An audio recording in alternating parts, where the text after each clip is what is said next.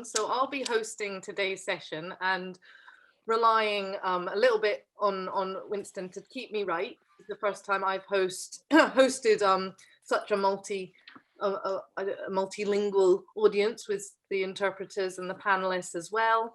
So it's really exciting to have everybody here. And that's brilliant. We've just had Janis join us. Janis, thank you for joining us. I hope you didn't have too much of a problem signing in. Great. Very anxious. So just to go over, you'll just be able to see the panelists on your screen. You won't be able to see the audience members, but people will raise their hands or type in questions to ask. And we're going to go round and just do a brief introduction. Well, each of you can say who you are. So we have the bios for everybody that's on our panel today up on the website. So I'm not going to read through. I'm going to let each of our guests talk for themselves, actually. So Winston, I'm actually going to hand back to you, because even though I said you're working a bit with the stove, do you want to say a bit more about yourself and your work and why you're part of the panel here today? Yeah, so hi, my name's Winston Denerley, and I'll tell you a bit about myself. As I've said already, I've been working with the stove for the last few months and really enjoying trying to make them more accessible, as many organisations and companies need to do in the modern day. I'm currently on a British Sign Language interpreting and translating course at Heriot-Watt University in Edinburgh, and I'm in my third year. But I'm actually a coda, a child of deaf adults. So I have a lived-in experience of the deaf community. So I'm going to try and provide as much of that experience to you today, and answer all the questions that you've got to the best of my ability. Great, thank you. John, would you like to introduce yourself, talk a little bit about your work and experience? Hello, my name is John Denerley, and I'm actually English. I was brought up in Chester, in Cheshire, the area of Cheshire, and I've lived there for 18 years. I lived in Scotland for 18 years, and I live in Kirkcudbright in Scotland at the moment, which is based within Galloway. It's part of, I run a conservation area for animals, and that's always been my dream to work with animals, and I really work really hard in that. Also, I'm the chair of Dumfries and Galloway Deaf Society, and which is a local deaf society, the local deaf club to where I am. Unfortunately, the building is closed, but we do regularly meet, and we meet in the Stove Cafe, meet with deaf friends there, and that's how we keep our connection going. And that's been going for some time. So local people have been involved. I'm involved in local campaigns. I support people, provide access for deaf community and BSL users. And I'm really interested in politics as well, and have been for some time. Brilliant. Thank you so much. It's great to have you here with us. Janis, would you like to introduce yourself and talk a little bit about your work and experience? Hello, my name's Janis McDonald, and I'm Chief Officer of Deaf Scotland, an organisation that John's been involved with in the past. Our proper name is Scottish Council on Deafness. We describe a spectrum of deafness and work across what we call 4 key pillars, which includes people who are born deaf, people who acquire substantial deafness, people who would be seen as hard of hearing, and people who would be described as deaf-blind. Some also will have dual sensory loss. My background's psychiatric nursing, and I've worked in a number of areas around addictions and mental health and homelessness in previous posts. So my main interests are in equality and community-based services, just trying to develop communities that can be diverse and manage everyone that needs some help and support within their own communities, and encourage diverse and traditional languages, including BSL. Our organisation, for example, would support British Sign Language for everybody to learn. Thank you, Janice. And we've also got Ruaridh, who's an artist. It's great to have you here with us this evening. It really helps. We've got quite a diverse experience across our panel. Would you like to introduce yourself, Ruaridh? Say a little bit about yourself, your work. Hi, everybody. I'm Ruaridh, and I'm originally from Fort William. Yeah, about kind of more Highlands than here. I've lived in Scotland my whole life. I've moved about all over the place. I went to university in Dundee and graduated from there, and moved to Edinburgh. It's just basically going wherever my art has taken me. I've put on exhibitions, and I was involved in the painting challenge on BBC. You may have seen that.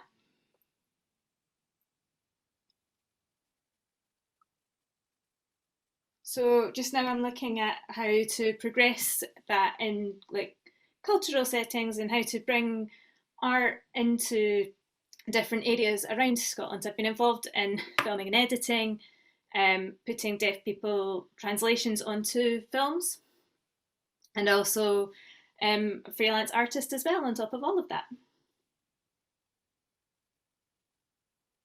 Great, thank you so much. So it's brilliant to have everybody here this evening. This event is, we want to talk about accessibility, what an accessible event looks like, how we can make our practices, our projects, our opportunities, I suppose that's my interest from the Stove perspective, more accessible, and specifically in this instance to the deaf community. But also it's been really interesting in our work at Stove talking with Janice about other forms of inclusive communication and the broad spectrum that can include. So we wanted to bring this panel together to talk about the needs and approaches to creating events so that we can better consider these accessibility requirements. And so yeah, I just wanted to sort of ask, maybe firstly, we could talk about what do we mean by inclusive communication and accessibility for the deaf community, maybe a bit about the language. And I'm going to go to probably best if I ask people, and I'll go around each panelist if that works. So Winston, would you like to come in there first? What do we mean about inclusive communication or accessibility for deaf community? Yeah, of course. That is an essential thing. What it means is to include absolutely everybody from all sorts of disabilities, be it deafness, wheelchair users, blind people. It's really sort of appreciating that not everybody has as easy access as, maybe hearing people do, or people without disabilities do. So by being more inclusive in your communication, it means to accept those people that are less fortunate and that need that extra bit of support to have a level playing field or level access, which is really important, especially today in society, where we need to be offering as much support as we can to minority groups and to people less fortunate. Thank you. John, would you like to come in with your response to that initially? Well, at the moment, I live in Scotland, and I'm really fortunate that we have the BSL Scotland Act 2015, which is legislation where people need to accept and recognise that BSL is a language in its own right, and the Scottish Government have legalised, have legislation for Gaelic, and they should have this, they have the same for BSL. And also with that comes the funding for interpreters around Scotland. The Scottish Government actually are putting the money where their mouth is to ensure that people do have access with the strength of that. I live in a rural area, and that means having access to interpreters not only in the city centre in Glasgow and the wider, but also including areas like the rural areas, also where deaf people do have access. And for people, it's about social inclusion, ensuring appropriate access for all BSL users, regardless of where they live, regardless of which part of Scotland they live in. I mean, I really enjoy living in rural Scotland, you know, but I know that some people do have access issues. We have technology now, you know, with the Stove Network, and I'm a member of the board of the Stove and have been for 1 year now. And I'm involved in a variety of work within that. They're working with artists, and they're trying to encourage artists from all backgrounds to be involved. And that includes BSL users, so that more deaf people can become involved. And it's great to see that we've got an artist today who perhaps will then be able to showcase that to other people, that deaf people can be integrated within that, and have that BSL awareness, and making sure that that campaign continues so there is BSL awareness. Brilliant, thank you. And yeah, it's been brilliant to have you on our board the last year, and really helped us sort of take our work forward, certainly. It's just also that experience of that more inclusive way, you know, just personally speaking, you know, I'm used to facilitating conversations, so it's just that experience and getting used to it not being a new thing, and it being something that you think about when you're developing work.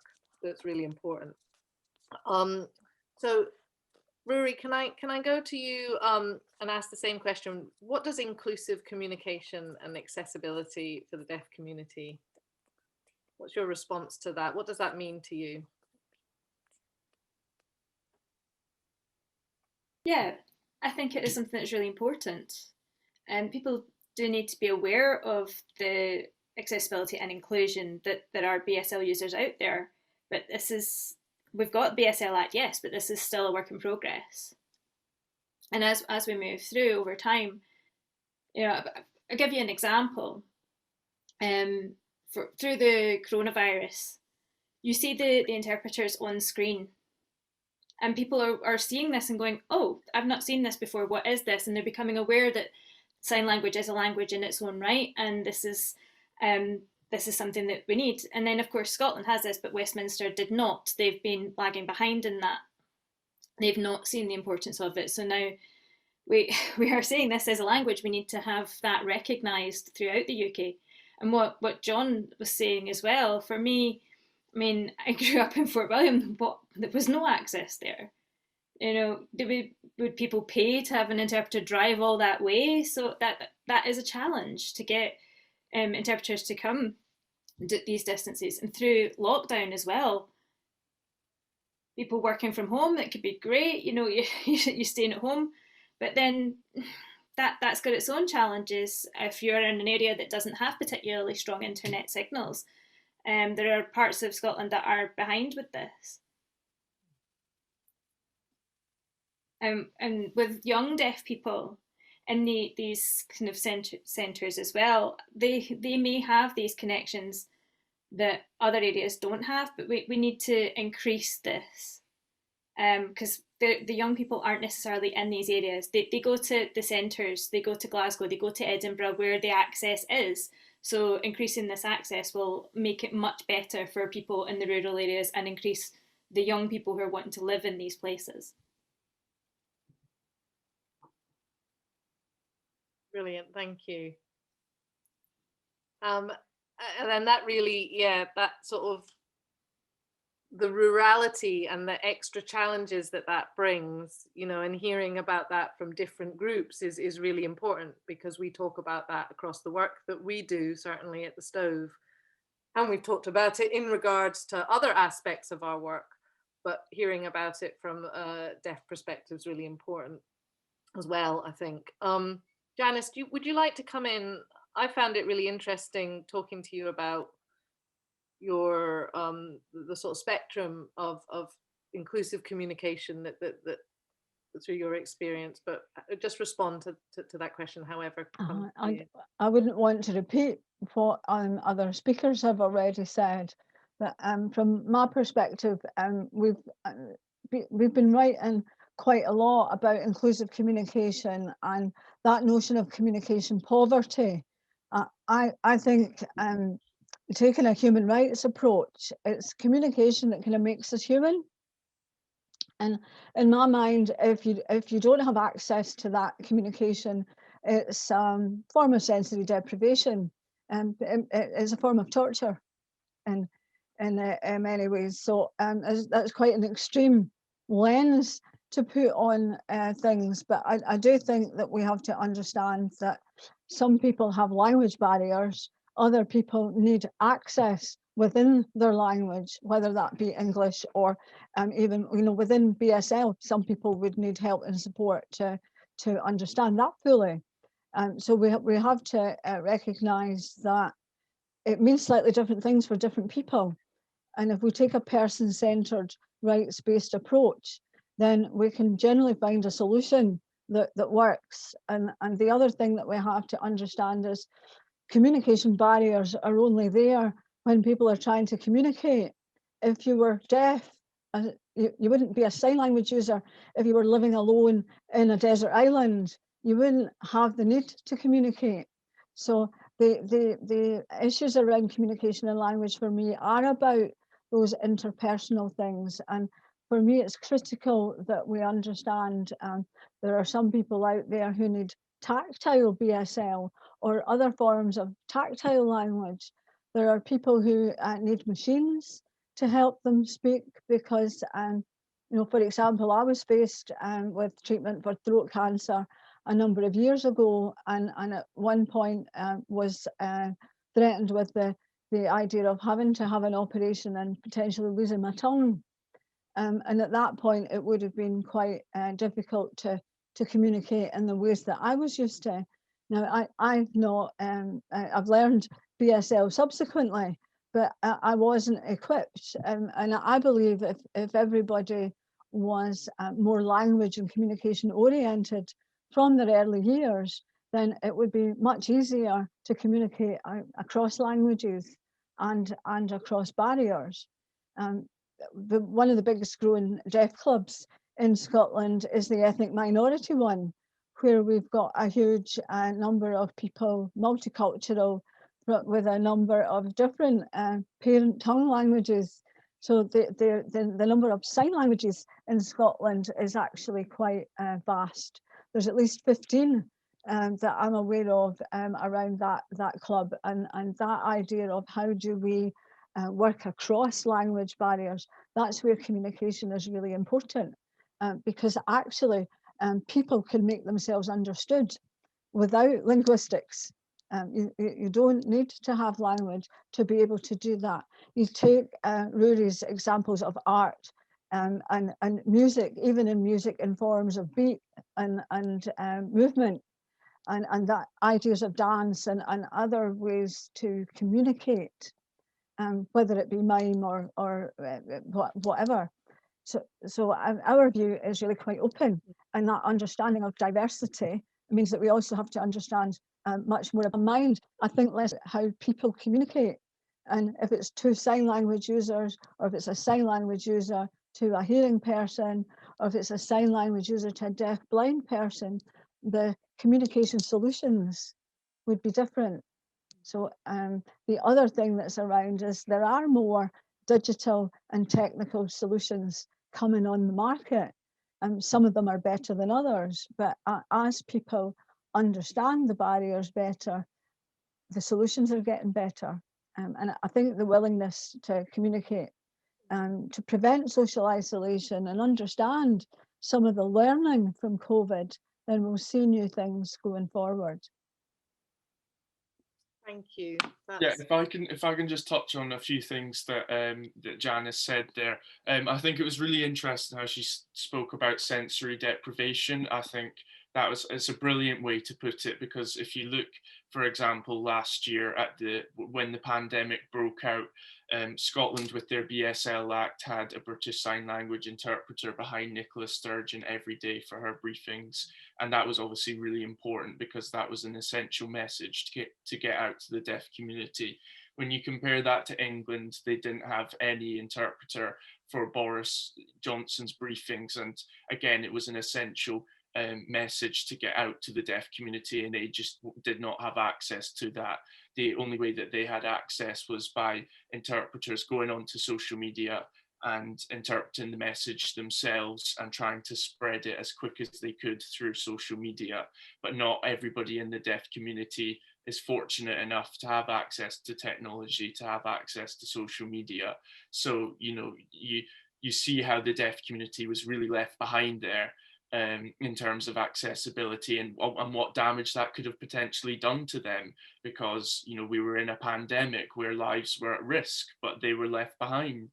So, you know, it's obviously that is a huge, large scale thing, but it's a good example. If you're thinking yourself in your businesses and organizations about inclusivity and accessibility, just remember that, you know, if you do that, then you're including the deaf community and giving them an equal opportunity. And the deaf community is a really small one, so the message passes around really fast. So if you're doing something well, then, you know, it's going to be spoken well of, and, you know, that means that you'll get more traffic coming from that specific community. So, you know, a few examples there as to why accessibility is really important.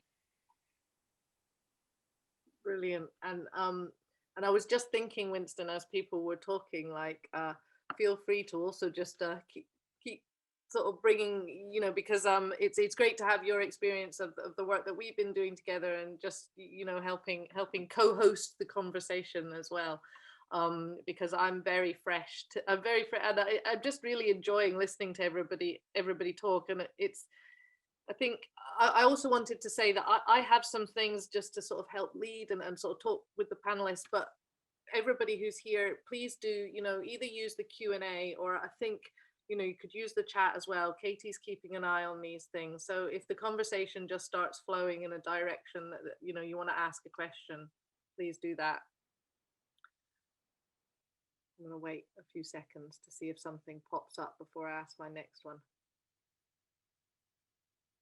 So I wanted to talk a bit about, you know, how can we all, what are some things that we can all do to making work and events and activity? And obviously I'm talking from that creative perspective, because from the Stove Network, but, you know, I think it's across businesses or work. What can we do to make our work more inclusive and accessible?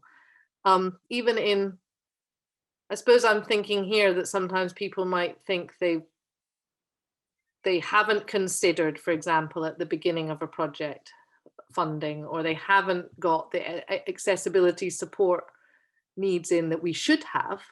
You know, but instead of going, oh, I can't do anything, you know, I think small and large things, what can we all do to start to address this a bit better? Ruaridh, I'm gonna try and mix it up a bit. Do you want to come in first? Or, you know, also, yeah. You go.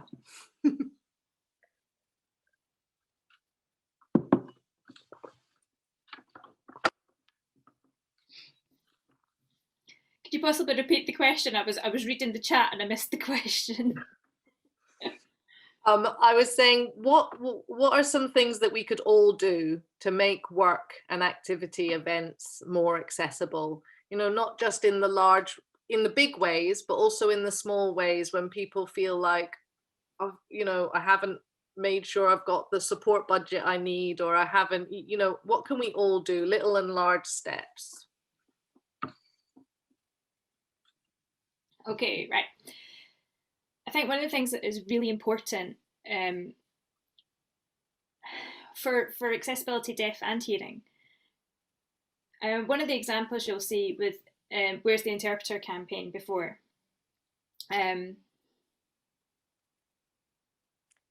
Lynn, who's the person who's leading the campaign. Oh, thank you.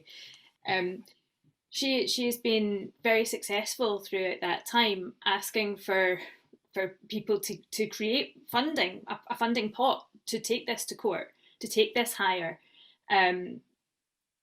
That is proof that there is need for this and that people are in support of these campaigns.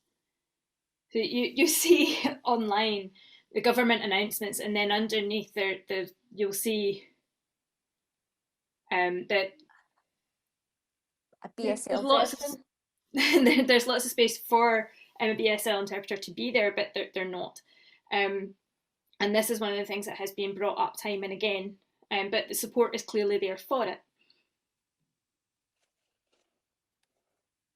So really, one of the important things is campaigning there, making people more aware, making sure people are aware that deaf audience is there and that there are deaf people around, getting those deaf people involved and working together between deaf and hearing groups, collaborating and getting these groups off the ground working together.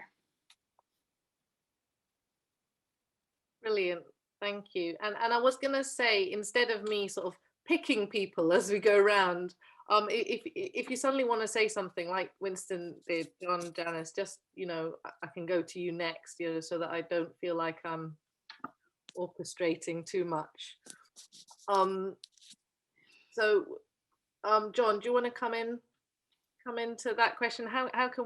What can we all do to make our work a bit more accessible? Well, as Ruaridh and Winston have already explained, access is important. You know, before COVID struck, the deaf community really depended on interpreters for access, and interpreters travelled, and then everything changed during COVID in the last 18 months. And obviously access is now through a platform called Zoom. And actually there's maybe more opportunity for me, certainly, to be involved in meetings. Certainly I have been much more involved. I've been more accessing information in the Stove network, and I think it's justifying kind of inclusion, because organisations have always had meetings face to face and they've had problems finding interpreters, and now just obviously the old way we had, it was a culture of being aware that technology was a massive help to accessibility, and for those with disability, and physical access has been a problem at meetings in the past. But certainly the meetings that I've attended with the Stove network, Zoom has been an absolute access boon for people in that position. So again, it's about changing behaviours, and as Janis had said earlier, inclusive communication involves every sector of the community, regardless of the language or level of access they would normally have. It's about bringing people together to make that change. So I think it's about attitudinal change for communication, and certainly for BSL users, because we have experienced barriers, whether it's travel, living in a rural area, not being in the city of Glasgow. So it's about BSL users living all over Scotland, but having access in that way. And it's inclusive and being supportive, and I think technology can do that if we're able to ensure that there is access in that way. Yeah, and I think John's made some really fantastic some points there, and I think one to sort of focus on is attitude. That's an absolutely brilliant one, because it's all about having the right attitude. Joins one of your projects, or comes in, always want to make sure that the customer's right and to have a good attitude, and by doing that, or to be able to do that, is being more deaf aware. So it's doing your research, looking at what the BSL Act offers, looking at what disability acts offer, and being, you know, well read up on that. And one example is joining this panel like you have this evening, which is absolutely fantastic. But some small details to improving that for the deaf and BSL community is things like BSL training for your staff. So if you do have a deaf person that walks into your shop, you've got the basic signs, you've got basic finger spelling to be able to communicate with that person and interact on a human level, rather than panicking and being like a deer in headlights and not really sure how to react. you've got other things like booking interpreters, which, you know, I saw was a comment in the chat, which is, you know, you search up online British Sign Language interpreting agencies, and you'd be able to book through them.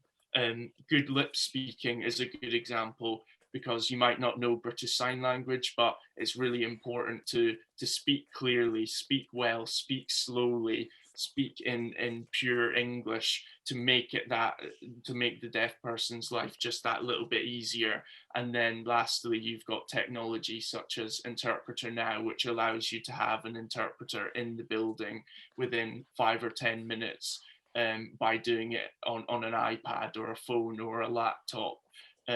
So, you know, you've got a few things there to really improve your accessibility, but the main thing is right attitude and do your research. And I'll pass over to Ruaridh now. I think you're right. One of the things that is important is to be deaf aware. That is key. But how hearing people understand what deaf culture and deaf life is like. I mean,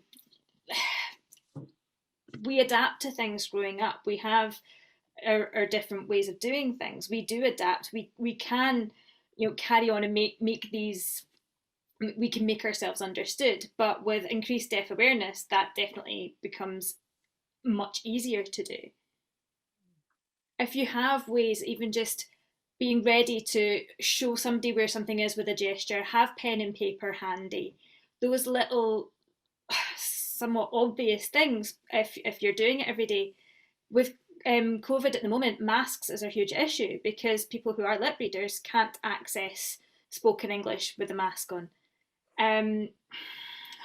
There are reasons to remove a mask, of course, but that is what some people may be comfortable, some people may not be. So I think what is important is being open in your service, having additional training ready, that people can learn, but not just bit deafness, but a whole range of different disabilities. So, for example, if having, maybe you've got a wheelchair user comes in, knowing how to deal with that, somebody who doesn't speak, somebody who's deaf, all of these different things will have different strategies to deal with them. In addition to that, what else was I going to say? I was going to go back to something that Winston was saying. I'll pass it on to somebody else just now. When it comes back to me, I'll put my hand up again. I was going to say, yeah, I'll come to you, Janis, as well. I was just going to say, I think there's maybe a real opportunity as well in creative work and the type of work that we do to help with that visibility and that sort of that collaborative coming together through projects and work, you know, that's maybe a bit different from alongside, say, training and helping to sort of raise awareness. Yeah, Janis. Well, I was just going to say, in my experience, there's a couple of key things, and some of it is about confidence and awareness. I think if you can understand that people will have different communication preferences, and not to assume that if somebody's deaf, they'll be a sign language user, or they will want pen and paper, or they will need a particular solution. I think to be open to understanding what preferences would be is quite a good thing. So that knowledge, I think, needs topped up from time to time, a bit like the health and safety knowledge needs topped up from time to time, because actually we all know a lot about communication. We're doing it day and daily. We just forget some of it. We take it for granted. And a whole lot of the barriers that people experience are really not even people being ignorant or people being deliberately difficult. We have just forgotten. And placed on the spot, it makes it even harder to think. People get anxious quite quickly. So all the things that make communication good and positive are about being confident and comfortable and having good light and having that better awareness. There are other technical things that make a difference. Some bigger companies have got video link interpreting in place. I mean, you come to Renfrewshire Council, if you were a sign language user, you would get an iPad when you presented at their customer services, and you would be able to involve an interpreter from that point on. And if you needed a physical interpreter to deal with your business, then that steps would be put in place. If you go to hospital, Greater Glasgow area now, you're given a Chromebook, which again is linked to electronic note takers and or sign language interpreters, or if you're Braille user, then that can be facilitated through the Chromebook as well. So there's a number of different ways where people can easily feel included. It might not be perfect, but it does make a difference. And I think as time goes on and technology gets better, then I see a lot of our young deaf people are whiz kids on the smartphones, and they use their smartphones quite a lot. And when you think about all the way technology works in business now, then actually you can order your coffee in Starbucks, or you can get your sandwich and your juice in Pret-a-Manger. You can order online, you can pay online. You don't really have to do anything other than nod to the person that's passing you over the parcel with your name on it. And so effectively, some of the technologies that are around are working to level that playing field for people, even people who maybe have mental health problems and are hesitant to communicate. It makes a difference. So I do think that as time goes on, we're finding improvements, and some of those improvements are being refined. I wanted to step back, and and my idea, if we had inclusive communication, then when the First Minister's talking, it wouldn't just be sign language interpreting behind her, but there would also be a requirement for subtitles and audio description for people with visual impairments, so that actually the standards would be set for those public duty announcements. The state has a duty to communicate with its citizens, and it also has a duty to put things in place to receive communication back. And if the state was showing that better example across the board, then that would have a ripple effect. Yeah, absolutely. Thank you, Janice. I think Katie's popped back in to remind us that we were going to take a break, but Katie, can I push it just a few minutes just to see if John wanted to come in on this particular point before we take a break?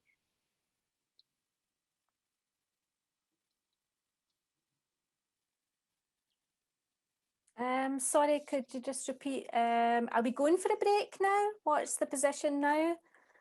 We're gonna go for a 5-minute break to give people a bit of a rest. But it was if you wanted to add anything to the question specifically about how can we make our work more inclusive, some small things that we can do. I mean, I think you talked about it in some of your other answers. I just wanted to give you the opportunity if you wanted to add anything to what the other panelists have said.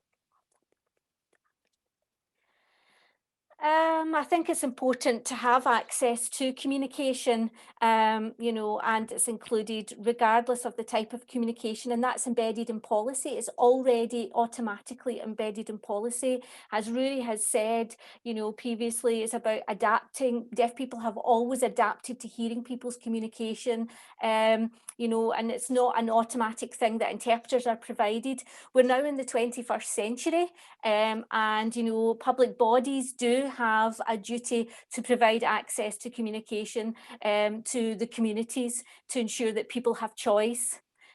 So we have the Equalities 2010 Act as well, which ensures that people who have disabilities, whether that's their wheelchair users, whether visually impaired, that they do have access as well. So communication is a difficulty, having the Interpreter Now app and having an iPad with an interpreter online. I think they mentioned about a BSL cafe.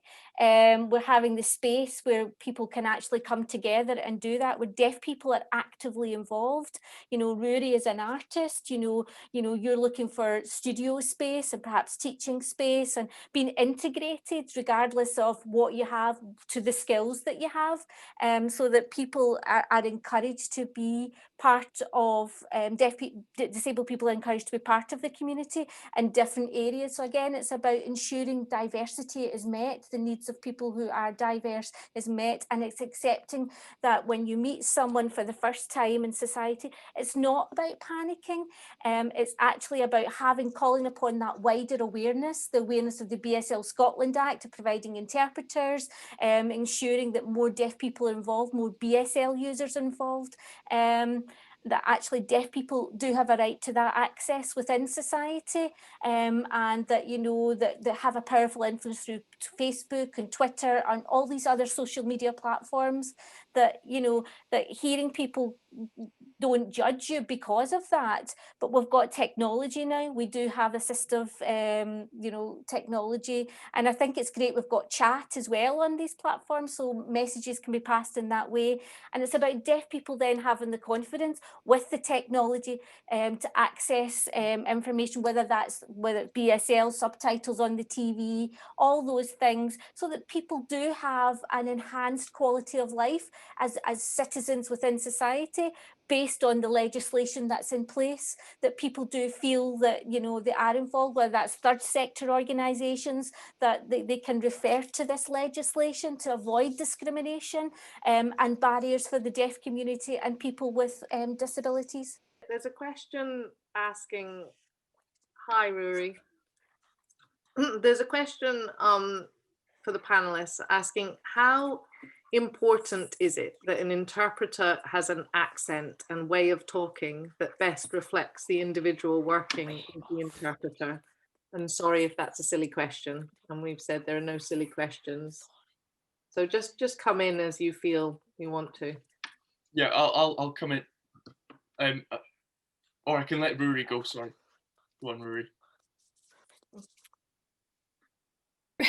For me, accent, well, all deaf people have their own way of signing, their own accent in their signing. There's regional variation built in all over Scotland.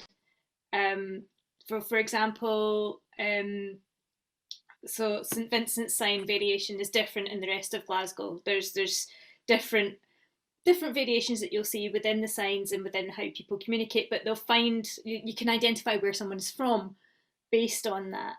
Like, you know which deaf clubs people frequent based on how they sign. So that's kind of their accent built in. So built into that deaf community and that deaf language, those regional things. The same Edinburgh, Glasgow, there's some signs that are local to those areas and you can pick them out. More generally, there is a kind of more Scottish sign, and interpreters don't necessarily know every single sign in Scotland. They will be able to match that. If they're a Scottish interpreter, they will be able to match what is being said. They'll be able to interpret from a Scottish deaf person. Yeah, I think Ruaridh's made some really good points on regional variation with regards to deaf people and British Sign Language. But I think where I'll pick up is the interpreter's accent, which I think is what the question from the chat more sort of focused on. And I don't think it's a silly question at all. I don't think there are any silly questions, because I'm actually going to write my dissertation on this point next year, and it's talking about accent and even gender accent and how accents and how that might influence or affect the interpretation. And because we live in a society where there are lots of different identities now, there's sexual identities and gender identities, so you know it can get quite confusing. So if there's an interpreter who is if there's an interpreter who's a female and they are interpreting for a male on a radio show, for example, then audience members might wonder why there's been a male's name introduced as part of the show and then there's a female voice included. So, you know, and if that male is trying to put across a powerful message, I think, you know, scientifically, there is research that shows that a male voice is more influential and more powerful. So then if there's a female voice representing a man, then does that affect the message that he's trying to put across? So, you know, there are some really important sort of points to take away from that. But I think there isn't a lot we can do about it just now, because there's an industry of British Sign Language interpreters where 70% of them are female and 30% of them are male. So for deaf males, they might not have a choice in, you know, in getting a male interpreter, because there might just not be one local to them. So yes, that might affect the message and affect the point that they're getting across, but unfortunately, you know, they might not have any choice in the matter. I think how to resolve the issue is for the interpreter to be really clear when they introduce themselves as a British Sign Language interpreter, speaking for a male or speaking for a man, and identifying themselves as a female interpreter. So yeah, just a few points on that question. I hope I've answered it for you there. I think that's really interesting. I was sort of taking notes. There's something there about the extra complications that are already present in other barriers, prejudices, challenges that exist. Like you were talking about how people, you know, there's been some research around women who have changed their email signature to a male response, and the types of responses they've got back. So I just think that's really interesting to see how those extra barriers or those extra challenges and prejudices will come in on top of everything that we're discussing to make this really complex mix, and that there will, you know, there's unconscious bias, even if it's coming from a place of being unsure about ourselves and our experience or ability to communicate with, say, the deaf community. There is a bias, or there's things that will come out into play that we need to maybe become a lot braver in talking about. I certainly know that I'm only starting to really understand, scratching the surface of some of these conversations with the work that we're doing with yourself and John. Sorry, does anybody want to come in on that question? There's another question here that I wanted to read out, if I can now find it. Oh yeah. Can I ask if there's a preferred, so from Dawn Hawkins, can I ask if there is a preferred or better way to communicate via email, social media, or on websites, etc.? She says, trying to understand how in my role in marketing, I can be more accessible, or is the content more important than the platform? And hope that makes sense.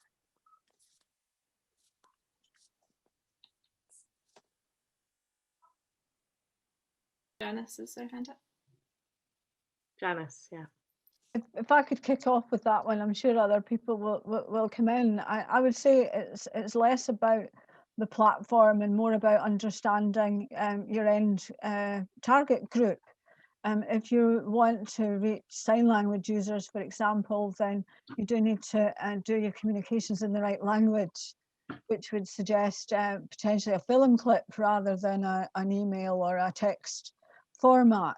And there tends to be greater usage at the moment of Facebook than other platforms for sign language users, but increasingly people are on Twitter and LinkedIn and other formats as they emerge, Instagram being the latest. So people are moving with the times, and I think it's understanding that if you've got a message that you want to get out to everybody, then you probably need to do it in several ways.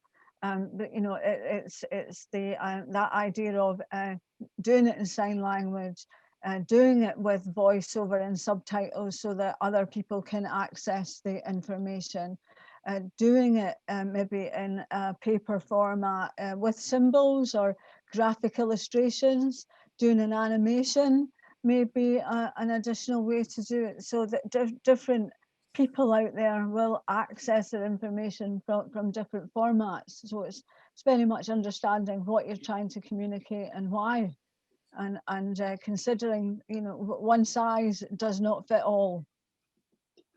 That's a really, really good point, Janis, as well, because I was writing down there, you know, You know, and it would be interesting actually to hear your thoughts, Ruaridh, on this. Winston's been doing a few little videos for us so that we're able to put some signed videos on our website when we're putting call outs or working for some of our programs. And it's been something we've started to think about.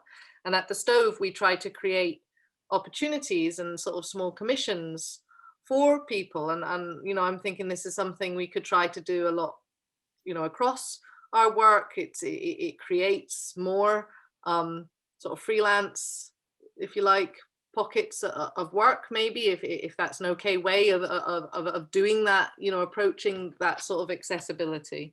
And the other thing that we've been doing, and whether or not it's the best approach, I don't know, is to try to always say something about telling, whenever we put out an opportunity, to invite people to tell us what their accessibility needs are, because I suppose that's a nod to us realizing we're not going to be able to cover them all, but that we're committed to the challenge and we'll make sure we will try, you know, for those that are applying.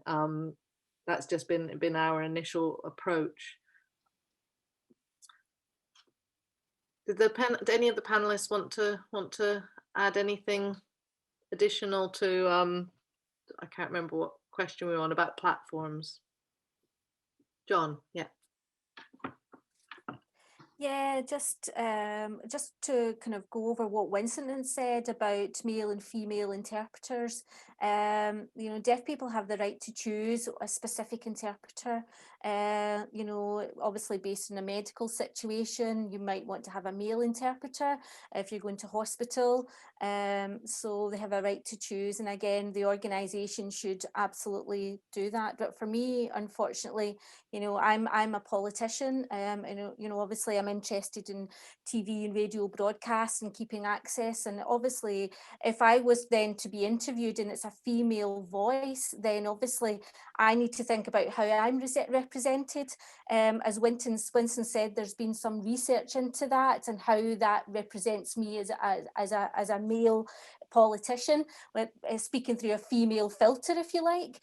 And again, it's about how that can happen. So, and again, thinking about other communities, BME communities and other minority groups, you know, again, ensuring that BME interpreters are available as well, so that people feel that they have a shared background, a shared culture, and they're sensitive to the needs of that particular community. So just talking about access to foreign language, for example, on social media, automatically comes up with subtitles, and you know, it's great to see that subtitles, but sometimes there's a variation. You know, you have to think about people who are hard of hearing, who are deafened, you know, that are British Sign Language, perhaps who are British Sign Languages that are born deaf as well, and that, you know, it's for someone who's born deaf and native user of BSL, that BSL might be the preferred language. What the term deafness means, it covers all these categories, and thinking about the social model of deafness and the medical model of deafness, and how that person identifies with the language. They feel that they're part of the language community, or they might feel they're excluded because actually they see themselves as having a hearing loss, or they might be a cochlear implant wearer. So again, it's about meeting the needs of these particular people. Again, when you're thinking about, you know, trying to provide, you know, a service to people and to the community, hopefully we can do that. So that, you know, when people think when someone is deaf and has a cochlear implant, that they'll be born, that their hearing will be restored, and that's not the case. So it's about the changes in society and access to the language, being aware of the new technological developments, asking deaf people to be involved, asking them to be involved in media and signing in BSL on media, seeing BSL being used out there, and not relying on hearing interpreters, but deaf BSL users as presenters as well, who have access to the language of native users, so that people watching feel that they're part of that, you know. So again, it's how to be involved in media and being able to do that and make those changes, so that if I was, you know, if I was on TV, then being able to connect to the audience. Ruaridh, do you have experience of that? Yeah, and it is important also. It's like when there are TV broadcasts, etc., and you've got these scripts there. Some of the language can be like a red herring. So people don't always say exactly what they mean. So if you've got somebody who's coming in who can check the English, who has like a language support to make sure that you've got the hearing jargon that is being portrayed in BSL, so that the equivalents are in both languages, culturally equivalent as well as linguistically equivalent, then the deaf person will know how to do these translations. So you mentioned with a cochlear implant user,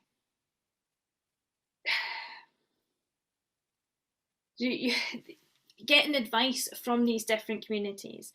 Somebody who will be an expert in one thing might not be an expert in the other. So having these communications across different groups, bringing our knowledge to each other, having these things together. Maybe, for example, there'll be you've got a deaf parent, a parent or a deaf child, sorry, and the doctor is telling them something. They might just believe the expert. That, then later on that child goes off and meets other deaf people, goes to a deaf club, etc. And they've got this new richness that they can learn what that is.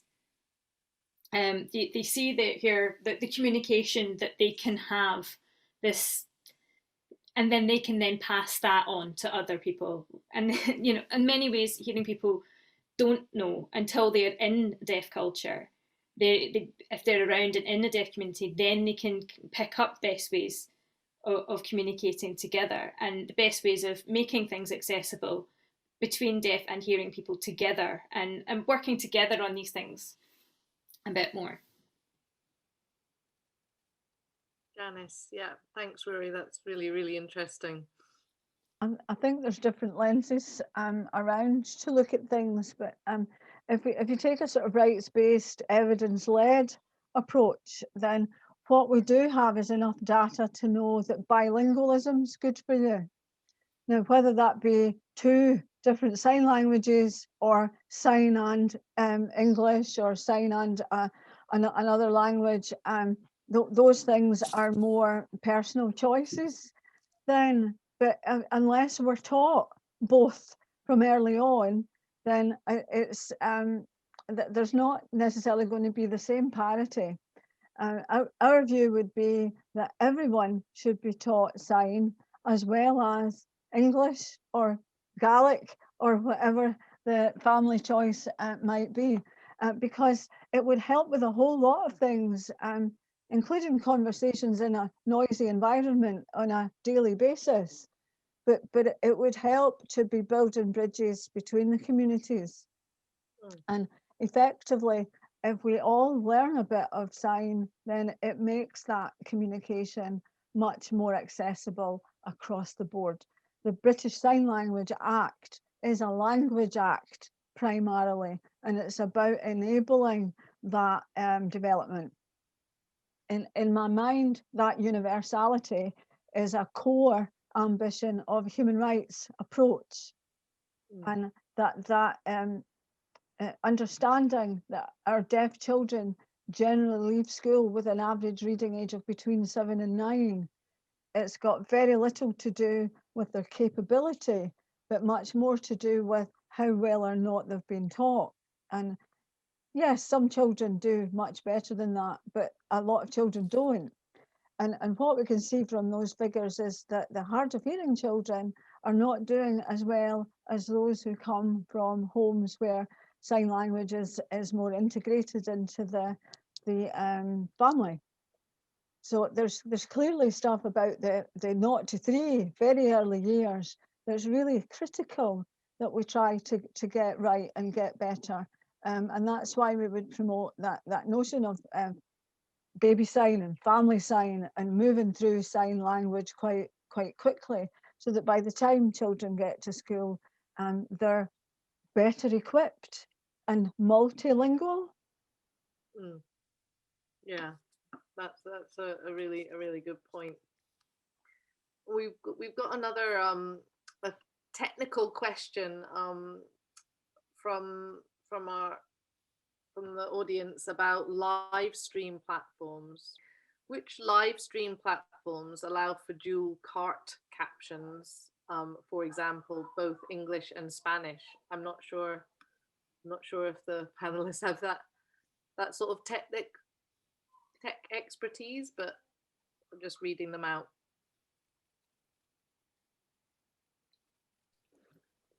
No. I don't have that. Sorry, I don't have that expertise, but we could find out, or Ruaridh or someone would be able to find out.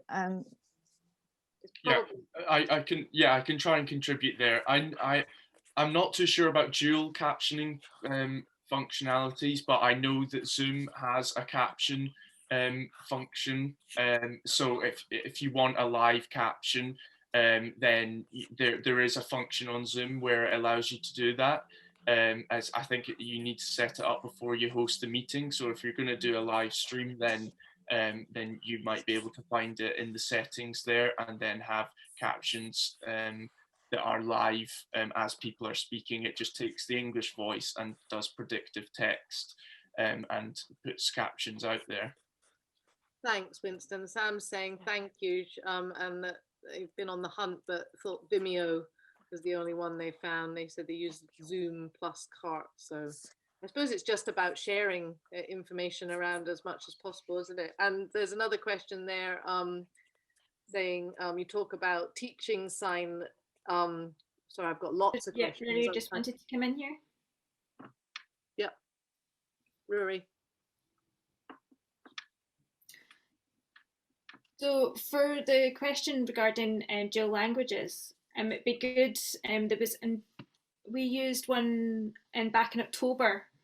Deaf Scotland used one, and every 5 years we have this. So we'd have the interpreters signing, and we had text coming up at the same time.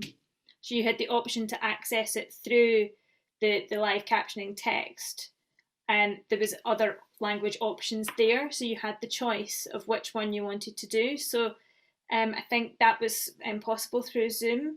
You could pin which one you wanted at that point. So which it was important to include that in it. You know, with so many different things, you have to be able to pin which one you want to focus on. You know, it's the same with like DVD and the language choices. You can pick your preferred language. So with streaming, it would be, again, including the preferred languages involved in that as well. Thank you, Ruaridh. And there's also a question. Can the panelists share about, or talk a little bit about racism in the UK deaf community?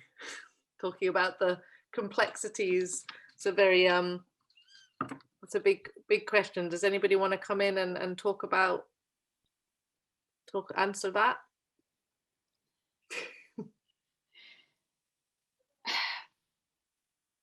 That's a complex issue at the moment, especially with sign language use as well. There's been some debate over which signs are used, which ones are offensive or not, especially relating to some of the signs like the sign for Africa. So that some of these signs have been causing offence, and people will say, no, let's use these new signs, and people from the UK, the debate has been going on. So yeah, there is no perfect solution to this at this point, but one of the important things is get a person of colour, speak to Black deaf people, get their preferred signs, make sure that you're discussing these things with them. And if somebody says to you that they have been offended, listen to them, have those conversations, double check what you're doing. There's so much to it. It's very complex. Thank you. Yes, John, did you want to come in? Yeah, just to add to Ruaridh's point, to say I would absolutely agree it's such a sensitive issue. And obviously, you know, there's multicultural aspects of that. We're a multicultural society now. When I think in my time when I was growing up, and the traditional signs that were used within my family as BSL users and the signs that I was taught at that time, this was a sign for Africa, which has now changed to touching of the skin. And, you know, changes have been made through discussion, through respect, speaking to even just thinking about LGBT vocabulary as well, making sure that you're abreast of all of that, making sure that your interpreters must be trained to ensure that they're using the appropriate vocabulary as well, and it becomes embedded in the language. Language evolves all the time, and I think my father's sign, his old-fashioned signs, you know, he used this sign for sorry, toast, thank you. Toast, the sign for toast, thank you. Toast, that's my dad's signs for toast, my father's sign for toast. And obviously we've got the pop-up, you know, we had toast, putting toast under the grill, the actual act of doing that. And then of course, passing this on to children, the sign that we use now is toast is the pop-up toaster, and how obviously it reflects the time and context, and how language change. And again, it's about, and that's a simple example, but it's been more aware, taking that on board into ethnicity, and being sensitive so that people are actually feeling less offensive about these things, and being aware of the language that should be used, that, you know, there's new traditions developing all the time. Another question about ASL, I see in the chat there was a question about ASL, and obviously just wanted to clarify that British Sign Language and ASL, American Sign Language, is very different. We have American Sign Language, which uses the one-handed finger spelling. In British Sign Language, we use the two-handed finger spelling. It's very, very different. There's not a universal language with it globally. And what happens is there's different countries have their own distinct language. But obviously, even the difference between Scotland and England and Ireland and Wales, there are differences within the language and the dialects within these countries as well. And we, you know, for example, if deaf people go to Australia and communicate, we can communicate using signs that are iconic signs, such as lunch, bed, that people will understand. So again, just being aware there's a variety of language within shared understanding of language. Again, so we need to access an interpreter if we wanted to speak to someone who is an American Sign Language user, for example. And in the media, everything has become converged, and we think everything is globalized and access is the same. And we can be influenced by other languages, and we can adopt vocabulary from other countries. But as hearing people, you know, we're influenced by, we can borrow vocabulary from other languages. And it's the same for BSL, we borrow vocabulary from other sign languages. And in addition to what John said, another important point was there, cultural appropriation. That's a massive talking point at the moment. We can pick things up wrong. We can, you know, you see people who've done like 5-minute videos and it's mistake after mistake because they're picking up languages from ASL, from BSL, and they've learned online, hearing person, they think they're doing great and they're passing this on. But yeah, that's not good. To have somebody who has the proper knowledge, the proper awareness, who's an expert in the language, but they say they're an expert, but what are they actually an expert in? So yeah, deaf person, get a deaf person in. Get somebody who's got the research, who's got the knowledge, who can clarify and check that things are right before you put something out that could be complete wrong information, complete wrong language in some instances. So yeah, so make sure you've got somebody verifying the information that you're putting out. Brilliant. Thank you.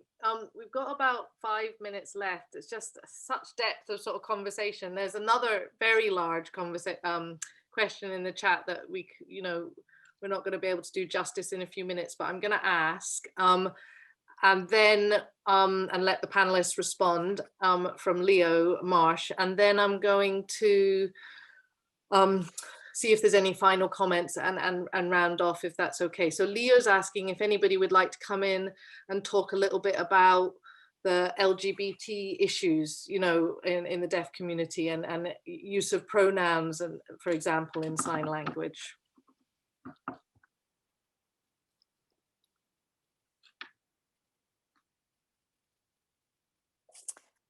If I may.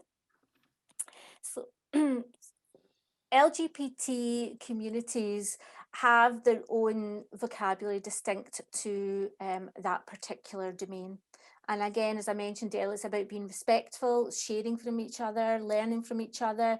Interpreters need to be open-minded. I know that Winston has mentioned that he's studying at Heriot Watt, and it's a 4-year degree programme there at Heriot Watt. And part of that training is about being aware, being open to the different vocabulary within these distinct communities. We mentioned BAME communities. Again, it's about being a part of these communities to access their language and learning that without being discriminatory, without being offensive, and again, being sensitive to issues when we are working with this. I mean, I would need to ask the LGBT community what their particular language choices would be, and that would be something that would need to be led by an open discussion. There are some signs in the LGBT community that are regularly used. But we're not necessarily, I don't necessarily know what the specific ones are, but it is worth contacting UK Deaf Rainbow, I think that's the name of the organisation. They're the experts in that. They represent that community, and they've got their own website with information there. And you'd be able to contact them for more information. They'd be able to give you a lot from that. Oh, that's really useful. Thank you both, John and Ruaridh, on that. Does anybody else want to come in with any sort of final, just general comments or statements? Winston, did you want to say something? Yeah, I was just going to touch very quickly on the LGBT issue. You know, what we've, I think, recognised is that British Sign Language is relatively old-fashioned, so they are a little bit behind in regards to the sort of signs that they have, but that's all constantly changing as technology adapts and as society adapts. So what I would say is, if you feel as though you might be offended, then it's really important to be clear about your identity or your sexuality in order to prevent being offended, because I think prevention is better than cure. So, you know, if you go into a situation where you feel as though it might be a difficult situation and something might come up that will offend you, then just try. I know it's difficult, but just try and be really clear about who you are and what you identify as, in order to be respected and to respect others as well. But I guess some final comments I'd like to make are that I've really enjoyed this panel. I think we've covered a lot of issues, and you know, I feel as though we should have more of these in the future, because we've only scratched the surface in terms of the issues that are out there and what more needs to be done. So I really hope everybody's enjoyed watching this. I've really enjoyed being a part of it. And please let me know. I'm sure Katherine will give our contact details out, because I'm more than happy to respond to any questions that went unanswered, or if anybody would like more details.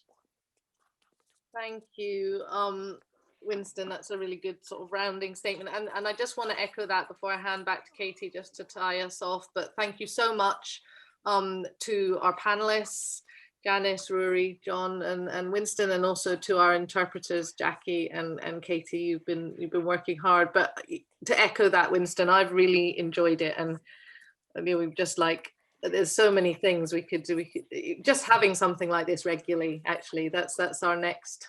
There you go. There's a development proposal for us.